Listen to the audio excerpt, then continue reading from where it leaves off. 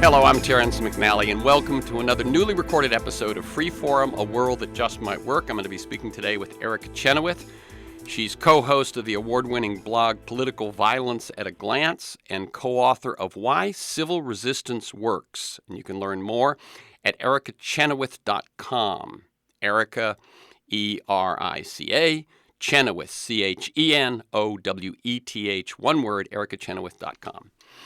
After a 3-year hiatus since Trump's Electoral College victory, I've been doing a new interview every other week. Paul Hawken on climate change, Naomi Klein on No Is Not Enough, Arlie Hochschild on her book Strangers in Their Own Land and the Stories That Divide Us, Robert Wright on why he's a Buddhist. The show airs as specials on KPFK 90.7 FM in LA and streams weekly on the Progressive Voices Network on TuneIn. And podcasts are available anytime, anywhere on Apple Podcasts or iTunes, Podomatic.com, Google Play, and at my site, terrencemcnally.net. Now, a quick plug for participation. These are organizations that it's worth following, getting in touch with, getting involved with if you are working for the healthy and just society that we need. Indivisible.us. Indivisible.us, born right after Trump's election, has local chapters all over the country, sends out a weekly thing telling you what you can do, whether it has to do with local actions in your area or national actions and so on. Two organizations that were primarily digital, still are, but they work closely now with grassroots organizations on a national basis, moveon.org, that's moveon, one word, .org, and in California, Courage Campaign, one word, couragecampaign.org. Two that are very specific. One is 5calls.org. That's the number 5 and the word calls, 5calls.org, which will tell you what are the most timely and relevant calls you might make to your representatives about bills or actions that are in the offing. And then Town Hall Project, one word, townhallproject.com, which tells you when your representatives are going to be meeting with constituents, at home rather than being in D.C. And then just because I know it is very related to this interview, what I find the most potent global activist organization on the issue of climate change is 350. That's the number, 350.org. And if that's your issue, you'll want to be in touch with them. Now to today's guest. Let me set this up by saying that in the fall of 2000, I interviewed the creators of a PBS miniseries and a book, both titled A Force More Powerful, A Century of Nonviolent Conflict.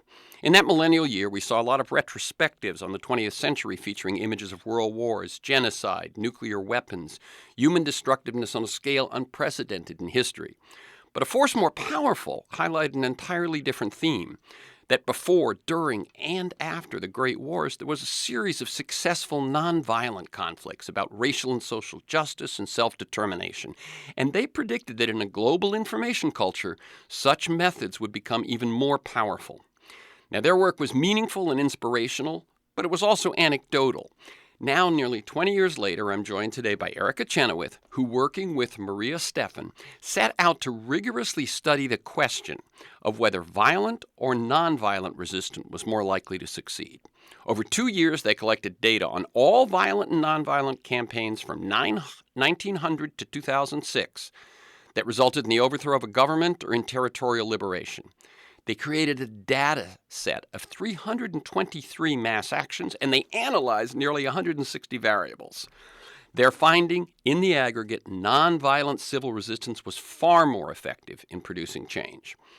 Now I look at an article in the New York Times this past June 25th by Amanda Taub and Max Fisher, and it opens with this line, 2019 might be the year of the protest.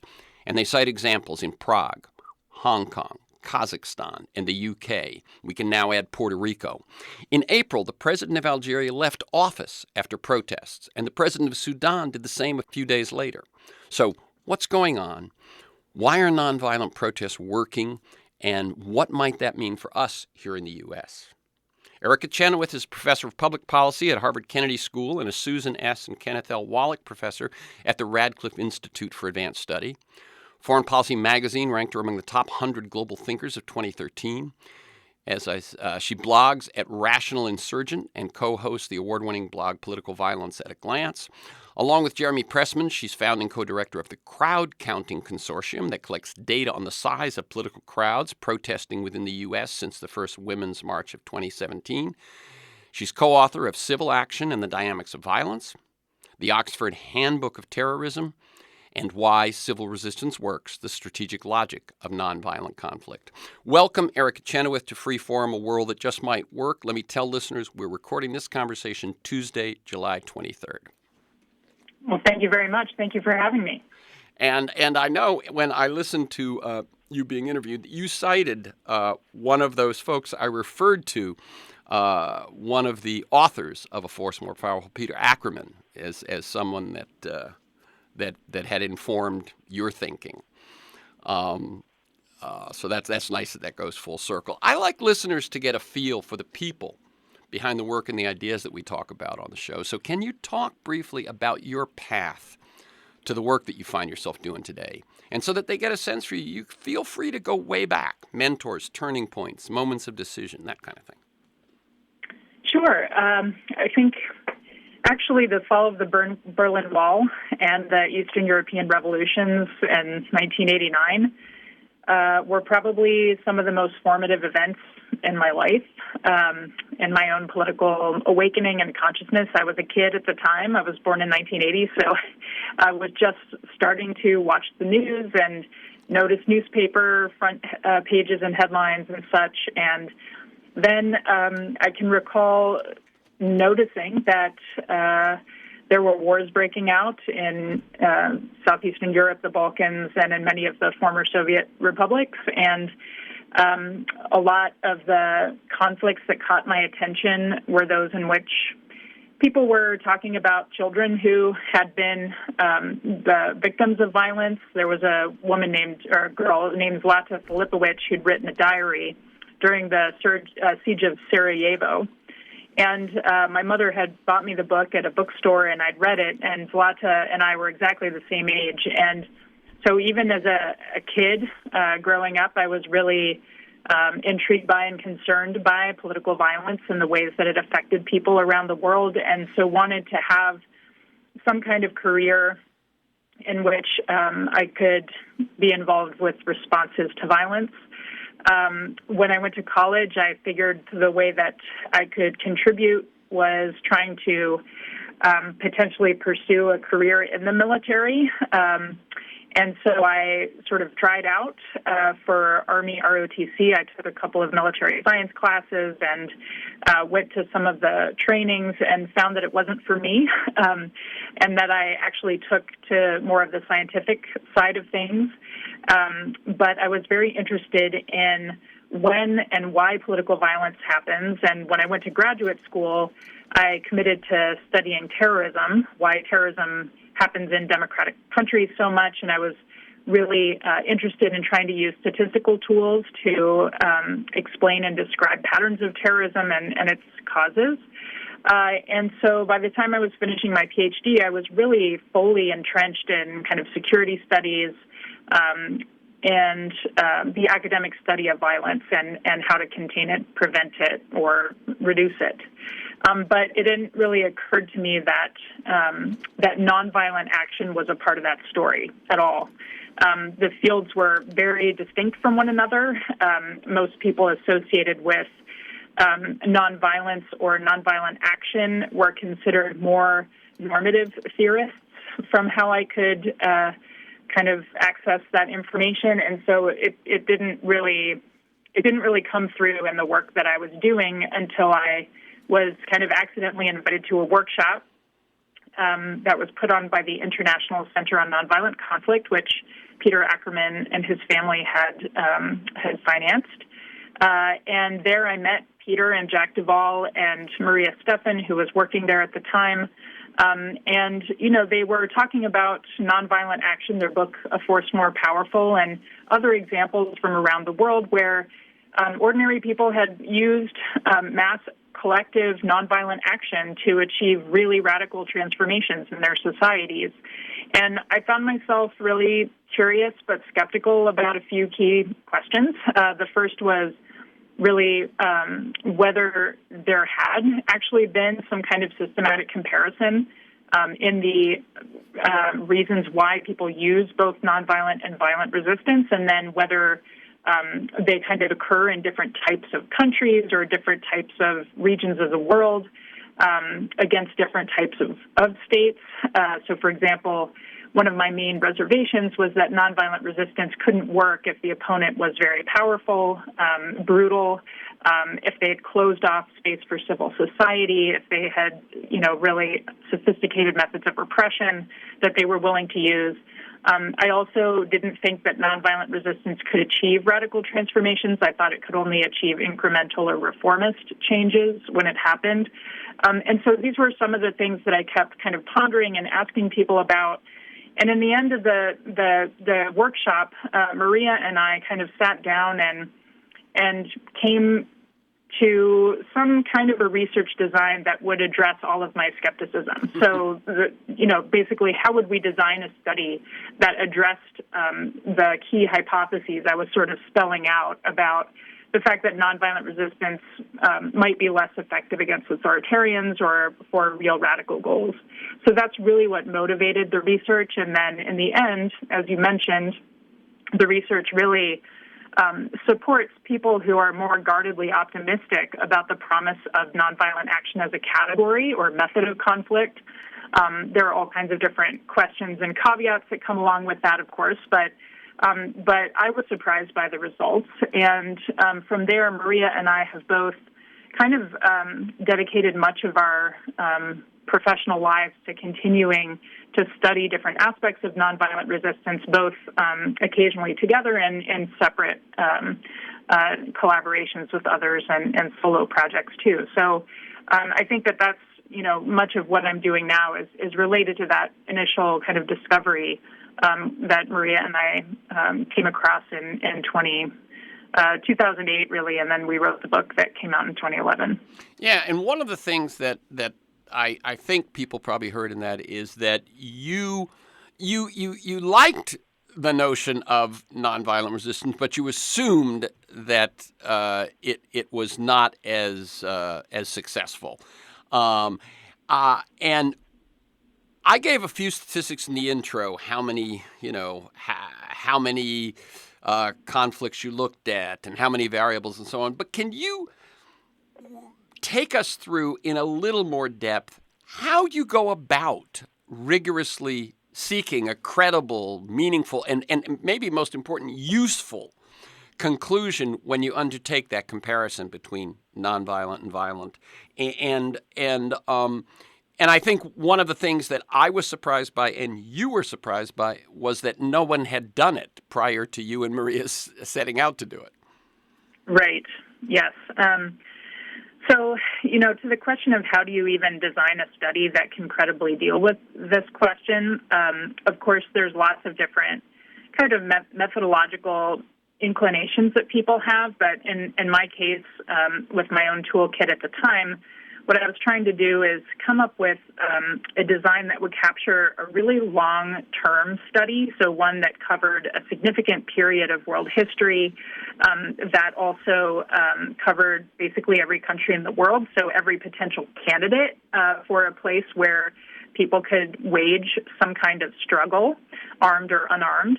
And then basically it came to looking at comparable campaigns of action. So you have to make sure that you're not comparing apples to oranges. So in our case, we used kind of a strict inclusion criteria. First, the campaign had to be seeking maximalist goals. That is as you mentioned, overthrow of an incumbent national leader or territorial liberation, which could be either a secession campaign, some kind of self-determination campaign, or the expulsion of a foreign military occupation. Or colonial power.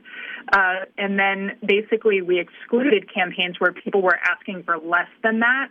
So, for example, if they were asking for the expansion of certain rights, if they were asking for policy reforms or even institutional reforms, we were not going to include those because we didn't want to include campaigns where, the goals might be easier, so to speak, to achieve because they were demanding less. And then we had to come up with a criterion for success. And again, we followed standard practice in political science, which is to essentially try to compare on discrete outcomes that you can observe across many cases that are comparable. So what we chose to do was look at the removal of the incumbent national leader through irregular means. We looked at territorial independence, that is full independence, both de facto and de jure. And we counted like a dictator being voted out through elections as not a success. We counted autonomy, even significant autonomy, as not a success. So you had to sort of achieve the full basket of that maximalist objective. You had to the campaigns had to do so within a year of their peak mobilization, and they had to have had a discernible impact on that outcome, such that we couldn't imagine it happening without the campaign. So, for example, if there was some kind of international intervention that forced the outcome, we wouldn't necessarily say that that campaign was the only reason it happened, and we wouldn't say that if the dictator died in office of a heart attack that the campaign won, even if they had an indirect impact on that outcome. So basically, we then circulated our data to a panel of field experts to make sure that we had included all of the campaigns that had been reported from 1900 through 2006 around the world, both through history books, through different existing databases of different protest events. And we used as our unit of analysis campaigns rather than events of protest. And the reason is because campaigns are a bit easier to observe. That is to say, it's easier for us to make a pretty credible case that we picked up all reported incidents where people had at least 1,000 members who were actively confronting the opponent over a period of time, as opposed to like a one-off event that could go unreported and unnoticed. So, basically our inclusion criteria are pretty strict. And once we compare armed and unarmed and mixed campaigns along those criterion, then we can really make a much more credible argument that we are looking at one-to-one comparisons. Very good. Let me ask a couple of questions about that. One, when the campaign, whether violent or nonviolent or mixed, as you say, some where there was a nonviolent component but there was violence, when that is not sort of the sole determinant, or you can't say that was that was what did the trick because there was, as you suggested, foreign intervention or something like that. Do those go as failures, or do they fall out of the count? Yeah, so they stay in the count, but we would mark them down as partial successes. So that means the campaign might have had an impact on the outcome, but wasn't the main driver necessarily, or it was really ambiguous and hard to untangle. So, for example, the Indian independence movement, Gandhi's movement, and the Quit India campaign, we put as like a partial success. Now, functionally, what this means in the actual analysis that we've done in the book and in the data set is that those campaigns that didn't succeed outright are counted as failures. And this, again, is for a really conservative reason, which is that we don't want skeptics to say that we overcounted successes or biased the results in favor of nonviolent campaigns, which also have a higher partial success rate in the sense that they get more concessions short of full success than armed campaigns. So we wanted to exclude those. So the only campaigns that we coded as successes are those that met those strictest criteria. Okay, so that's one thing. And the other is, this just occurs to me, that what about those less than maximal conflicts? In other words, when I think of the U.S., we're in need of some resistance. We're in need of some change, but it's not going to fall into, your overthrow sort of model. Has anyone done research on that, or is that just too loose, You get where I'm going. In other words, do we assume that the same preference for nonviolence shows up in those, and so that would be sort of guidance or for us going forward? Yeah. So we definitely. We couldn't, with our resources, collect those data because, as you can imagine, you just were looking around the world at any campaign where there are at least 1,000 people engaged in mobilization, it's a major undertaking. And I'm actually doing that with a research team right now that kind of covers the whole world from 1955 until 2017. So we're collecting data on all kinds of different movements that are, basically the only criterion is that there are at least 1,000 people engaged for longer than a week in some kind of collective action. So that really opens up the opportunity to do some more thorough analysis about what we can extrapolate. But I will say that once you look at the campaigns that way, it's very clear that there are far, far more nonviolent campaigns that happen around the world than violent ones. Mm-hmm. So it is the dominant mode of conflict prosecution, so to speak, when people have an issue that they're trying to resolve and their institutions are not able to provide solutions or redress for those grievances.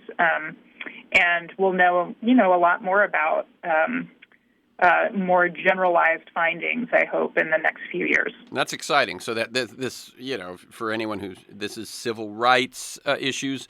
Obviously, a lot of the stuff that's happening around climate change and will continue to happen around climate change, those sorts of things, where you're not overthrowing the government, you just want them to do the work. And Jeremy Pressman and I are collecting events data in the United States on a daily basis, and that's through our crowd counting consortium, where we look at every single political crowd that has assembled in the U.S. Since the Women's March. So we have pretty good data just about patterns of protests in the United States in the last couple of years. Okay.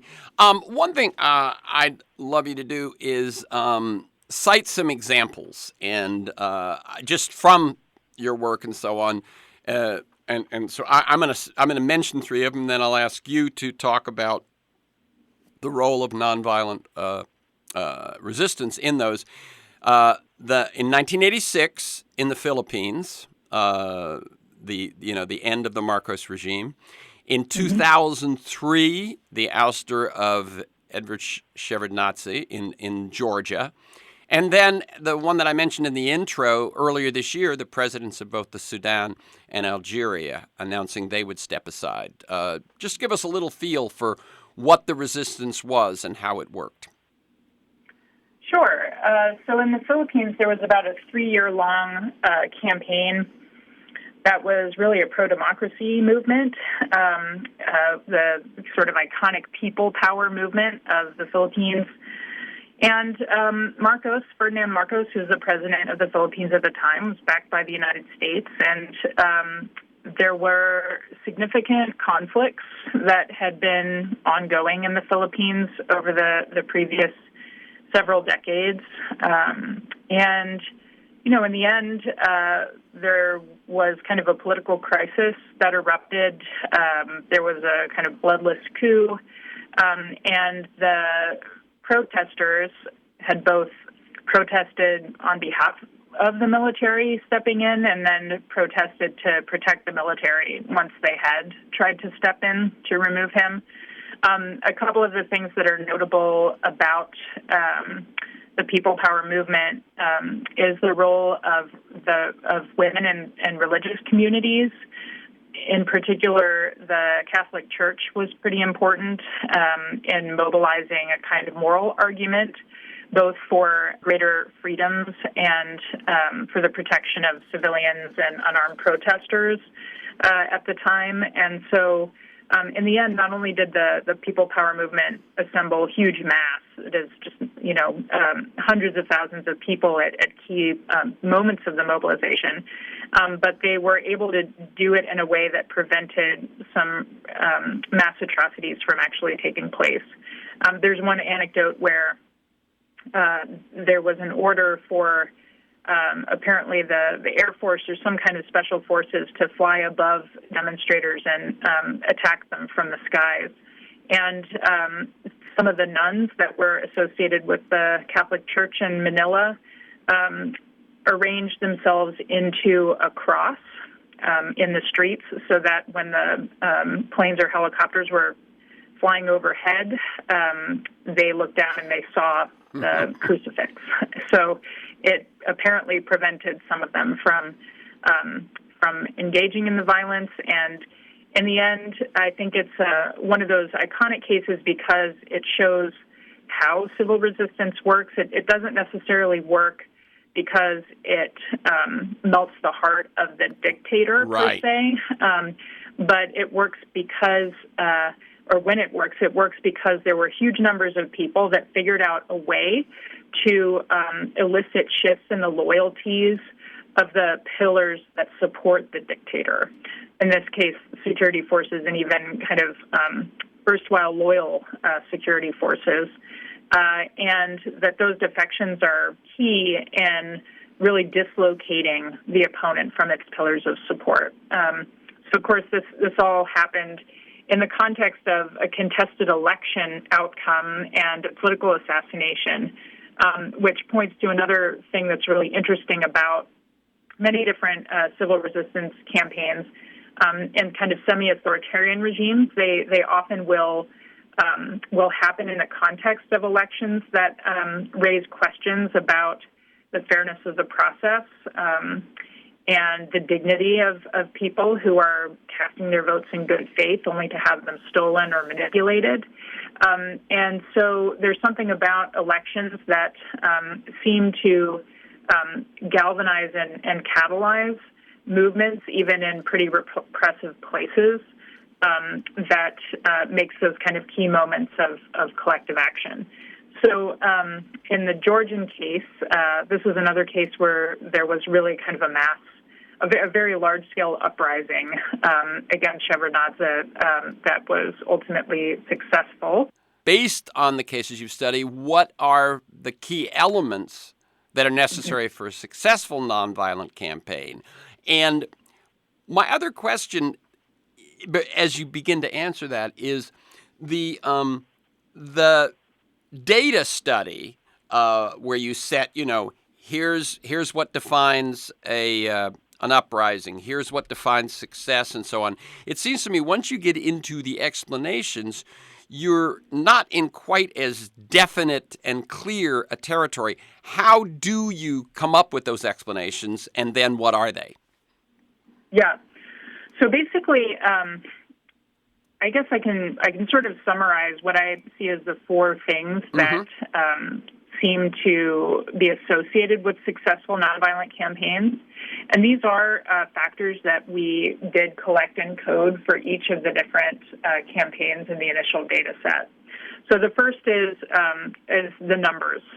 So the larger the campaign and the more diverse the campaign participants in peak moments, the more likely the campaign is to succeed. And that's because large-scale participation opens up all kinds of political opportunities for the movement that smaller campaigns don't have. For one thing, they make movements that are nonviolent much more likely to elicit defections from security forces. So we can observe when that happens, and those are coded in the data set when they do. And it's definitely the case that when security forces in particular start to disobey the regime, it's much more likely that the campaigns succeed. The third factor is large-scale campaigns in particular are much better at innovating new tactics. So they are much better, for example, at being able to shift to methods of dispersion, meaning like strikes and stay-at-home demonstrations that are actually very disruptive, as opposed to just engaging in protests and demonstrations. And then the fourth factor is that that nonviolent campaigns that maintain discipline, that is, they kind of are able to stick to their plan and remain resilient to repression over time, are much more likely to succeed than campaigns that kind of fall into disarray as soon as repression escalates. Mm-hmm. So the way that we can sort of glean those factors is both, as I mentioned, in some of the descriptive data that we get from the large N study. But Maria had done her doctoral thesis on the topic of nonviolent resistance and had done some really thorough case studies that allowed us to pull out some of these other more qualitative factors. And then we also did some new research for our book that we wrote together that covers Burma, the Philippines, Iran, and the first Palestinian Intifada. And so we're able to compare basically successful and failed cases of nonviolent action and of violent action across those cases that helps us to pull out these key factors of success. Okay, so yeah, that's kind of a mixed methodology. But I can understand, as I said, it's not quite as black and white as does this qualify as a conflict and does it qualify as a success. This is a little more gray, but I get it. I'm just going to repeat them so people get it. Large, diverse, sustained participation. Number one, the more people that are involved and stay involved, and then the loyalty shifts. The key one is security forces, but it's also the rest of the elites that are supporting. And then, as you say, mere repetition of demonstrations, mass demonstrations, is not going to be as successful as when you begin to vary it with boycotts, stay-at-home, strikes, those sorts of things, and then to finally resist the temptation to respond in kind to violence and repression from the authorities. Let me just jump off from that last one and say you've actually studied what happens in these mixed situations when there is a block within the protest movement that says, we've got to fight back, we've got to meet them with violence, and so on, and I know that temptation has to exist, and we even see that in the U.S. It seems to me, where you have a lot of peaceful demonstrations, and then you have confrontations between, say, white nationalists and Antifa and those sorts of things. So, what are your findings when there is when violence is inserted into a nonviolent campaign? Yeah, so again, I've only really looked at this in depth myself using these maximalist campaigns. And, what I've found with Kurt Schock in particular in a 2015 study is that nonviolent campaigns that embrace or adopt violent flanks are less likely to succeed than nonviolent campaigns that don't. The nonviolent campaigns that embrace or adopt violent flanks are still more likely to succeed than outright armed campaigns. But they are less likely to succeed than the ones that avoid that. And I think that, the main thing to look at there is that the nonviolent campaigns in which there is an armed flank they tend to be smaller in size, and the size actually tends to people tend to stay away once a campaign starts to adopt arms or be associated with that, and the participants become more homogenous. So what that generally means is that there are fewer opportunities to create those different political leverage points that I mentioned in the prior discussion. Now, it is the case that sometimes nonviolent campaigns with violent flanks succeed, but I would argue that they typically succeed in spite of the violent flanks rather than because of them. So this is true, for example, in the South Africa case, in the anti-apartheid movement, where there's a temptation to say, oh, there was an armed campaign and an unarmed campaign, and that made the unarmed campaign much more kind of desirable as a negotiating partner, and Mandela was helped by the fact that there was an armed flank waiting in the wings and engaging kind of credible threats of escalating the conflict. And, reasonable people can disagree about whether that's the way it happened there. I think in the South Africa case, it's much more kind of convincing to say that the presence of an armed flank in that context actually created a much higher intensity of repression against even unarmed dissidents and made it a much tougher environment in which they could organize effective nonviolent action for a number of years. But they nevertheless found a way to engage in mass non-cooperation economically, and that forced an economic crisis and galvanized the international community to isolate South Africa economically in a way that really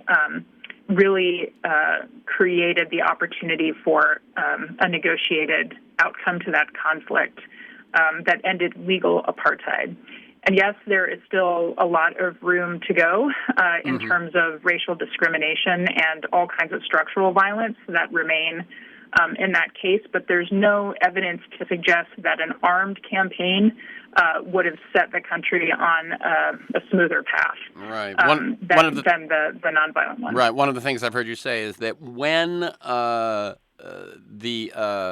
authorities can get the situation to become either chaotic or violent, that's now you're playing on their turf.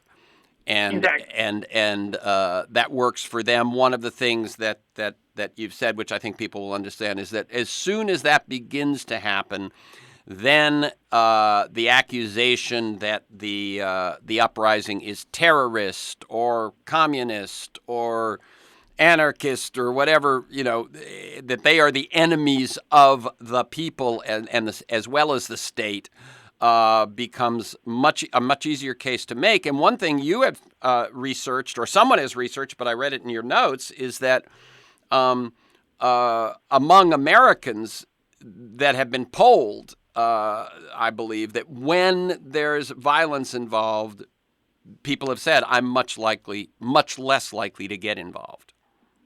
Yes, absolutely. There's a lot of research on that. And on, the sort of distribution of preferences, depending on who a person is and what their particular position in the society is. It's definitely the case that people who already suffer from marginalization and structural violence are much more vulnerable to repression and continued oppression in these contexts. So, it becomes much higher risk for there to be continued participation, which leads to this sort of homogenization of the participant base, right? So it's not kind of an accident that when we see different armed flanks emerging, that they tend to be young people of a particular socioeconomic or ethnic racial background, and who are like highly risk acceptant. But what's not as easy to see exactly is the political effects of their high-risk action affect everybody, not just them. And one thing, let me tell people, by the way, this is Free Forum, a world that just might work. I'm Terrence McNally. I'm speaking with ERICA Chenoweth.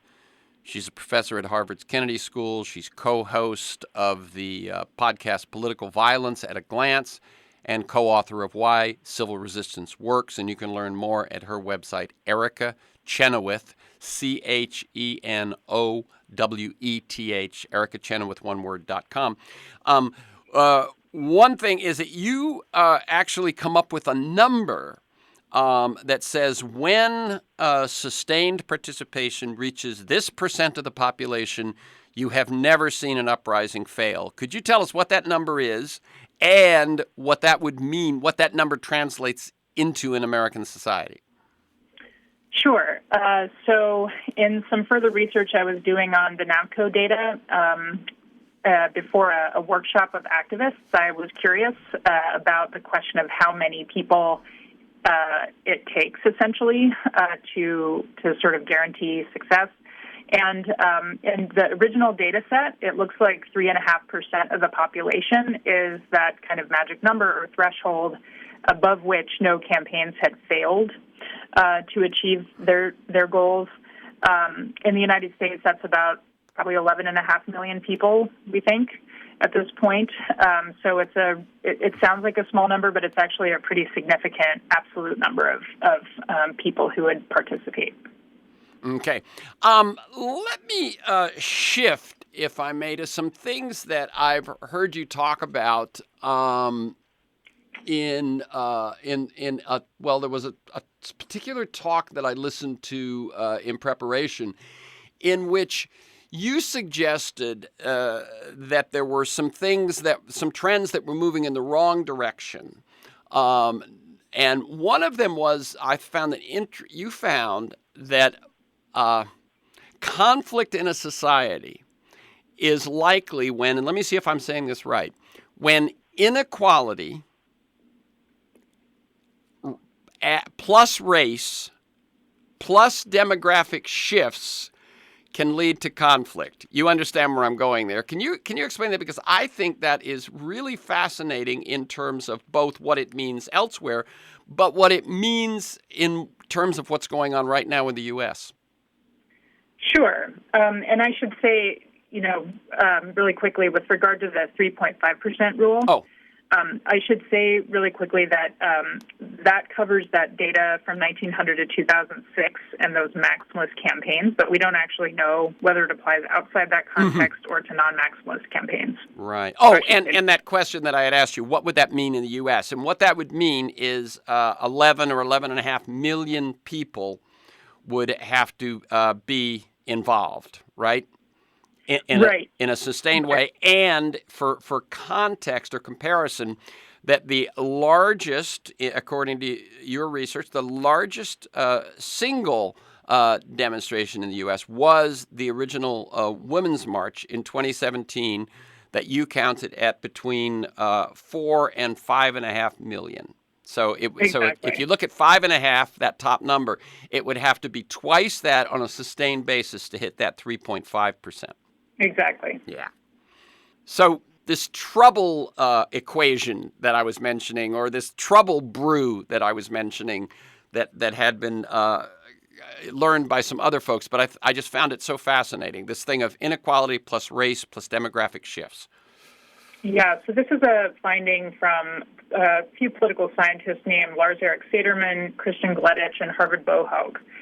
And they wrote an award-winning book in, I think, 2012, where what they found is that there's been a long-standing belief in social science that the main source of conflict in the world in terms of civil war is poverty, and that the key to lifting countries out of civil war is basically economic development. And this trio of scholars came through with this book and said, actually, we've completely missed a really important dynamic, which is that it isn't so much a poverty trap as it is a horizontal inequality trap. And by that, they mean economic inequalities, so a growing divide between the wealthiest and the poorest, combined with some kind of differentiation based on identity or ethnicity or race. So in other words, the people who are getting wealthy are of a certain race and the people who are poor are of a different race. They argue that in moments where economic inequality is increasing, but demographic distributions are shifting. In other words, there's going to be a shift in the majority versus the minority. That's when you're more likely to see the onset of armed conflict in a country. And so this is a really worrying trend because for those who have argued that poverty is the primary driver of civil war, they've basically excluded a huge set of countries from the worry zone, right? They've said, look, if you're above a certain threshold of economic development, you're safe. you're just never going to have a civil war because you're among the wealthier countries, and civil wars only happen in poor countries. These scholars are saying that's completely wrong, that basically any country could be a candidate for this if they have the troubling interaction between economic inequality and racial or ethnic inequality, and then the sort of sudden demographic shift that's about to tip the balance in terms of who holds power. Mm-hmm. So when I referred to the U.S., it seems to me that one could say that is the brew that's happening here. While we haven't hit, armed conflict and so on, what we've got growing inequality. We can certainly see that there are racial dimensions. And then what we also see is a demographic shift where the folks who have control, the power, the wealth, and so on, that is to say whites, are watching their numbers go down relative to people of color, relative to immigrants, etc., and that if one looks at, the Trump base, it seems to me that brew works for explaining some of that. Yes? You could potentially extend their argument to make the claims that you just made, but I'll tell you a couple of reasons why I wouldn't go so far. Oh, great. Thank you. The first is that there's nothing that this is basically a totally structural argument. This is sort of suggesting it doesn't matter what we do. There are certain structural forces at work, and there are certain types of processes that are inevitable and escalatory, and we're just stuck with that. And I actually don't think that's true. I think that the decisions that people make and the actions they take and their behaviors vis-a-vis one another are much more important in determining whether a country actually devolves into large-scale civil conflict or not. And so that has to be part of the conversation, and there's much that we can do, both to build capacity for nonviolent conflict resolution and to resist different kind of escalatory dynamics that would take us down a different path. The second reason that I wouldn't go so far is because the United States it still has some functioning democratic institutions, and these are processes that require a literal total breakdown of those. And so this also suggests we have to continue to defend and, in fact, expand the functioning of our democratic institutions, and that those are options for us to continue to sort of stopgap whatever tendencies might arise to try to undermine them. That said, I think that the country is moving in the wrong direction. I think for very many people in this country, they already feel like there's a violent conflict being waged against them, and that we have to do everything that we can to alleviate those conditions and to restore justice where it needs to be restored. By the way, I wasn't saying that are we ripe for violent conflict. I was saying that model and that brew seems to explain the intensity of nonviolent conflict that we're in America. Mm-hmm. That's what I was sort of saying, and that things that have happened over the last few years, which people say, well, that would never happen here, are happening, and I felt that explanation might be explaining that. You finally say that you are optimistic. And so what I'm going to give you now is time in your last question to talk about your optimism. And I'd love you to mention Women's March, Extinction Rebellion, anything else that fits your model of why you're optimistic. Yeah, so here's why I'm optimistic. I think that from what I can see in the data, we do live in a very tumultuous time. We live in a time of great uncertainty. We don't know where the world is headed. But even with all that, people are turning to nonviolent action at a much higher rate than ever before in recorded human history. And so we have to appreciate the fact that more and more people view nonviolent action as the way to both pursue their demands and to resolve conflicts. So even though it can feel troubling and unsettling, I see it as a largely good thing, that people's first impulse is not to actually try to wage armed struggle against their neighbors, and that instead we're in a time when there's been a great expansion and the understanding of how to harness people power for change. So I think that should be noticed and celebrated. Yeah, and I would say finally, the thing that I see as sort of out there in the future, and I know that 350 is planning, I believe, strikes in the fall to echoing what's happened in some other countries, is that I think the people who sort of will show up at a march now have to be willing to show up at a march and get arrested, and to show up at another march after they've been arrested, and that sort of thing that I think the uncomfortable, that range between nonviolent, I'll show up at a demonstration, and violent, that I think there's going to have to be more of us in the middle. Right, exactly. So again, the book is Why Civil Resistance Works, The Strategic Logic of Nonviolent Conflict. The website is ERICACHENOWETH.com.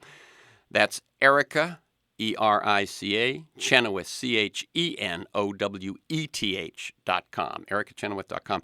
For this conversation and many other interviews, articles, transcripts of interviews, and to join me in pursuit of a world that just might work, go to TerenceMcNally.net or a world that just might work.com. They're the same website. So that's TerenceMcNally.net, TerenceMcNally, one word, or a world that just might work.com. That's all one word, a world that just might work. And they're the same website. Now, if you want to receive my weekly email announcement of guests and issues, plus I usually put in 8 to 10 articles that flesh out the conversation we're having, plus some things that, a few things that I think are relevant, timely, and maybe even attention-getting in terms of what's wrong and solutions that are happening. You can sign up at my site, or you can email me at temcnally@mac.com, TEMCNALLY@mac.com. You can also subscribe and listen to the Freeform podcast at Apple Podcasts and many other podcast sites. Some of you may still look at Apple Podcasts as iTunes. That works as well. And you can find years of podcasts at my site. Listen anytime, anywhere. Archives include Michael Lewis, Jeremy Scahill, Naomi Klein, Robert Reich, Van Jones, Connie Rice, Greg Boyle. You can follow me on Twitter at McNally Terrence, McNally, TERRENCE. Thanks to Mark Maxwell in production, George Vasilopoulos at Progressive Voices, and most of all you, my listeners. Please share this podcast widely. And finally, thank you, ERICA Chenoweth. Keep up the good work. Thank you so much.